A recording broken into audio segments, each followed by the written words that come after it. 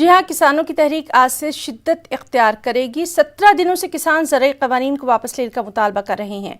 अपनी मांगों पर ये किसान अड़े हुए हैं।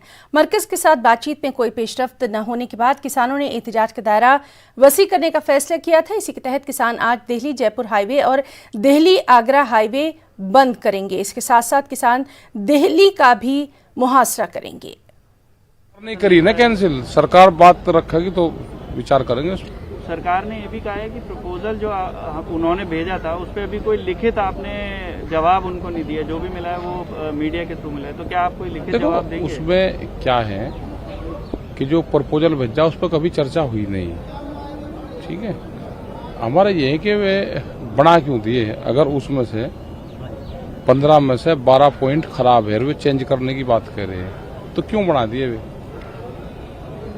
जो गोदाम है, बिल आने से पहले देश में गोदाम बना दिए, खाद्यान्न भंडारण, तो ये क्यों बना दिए?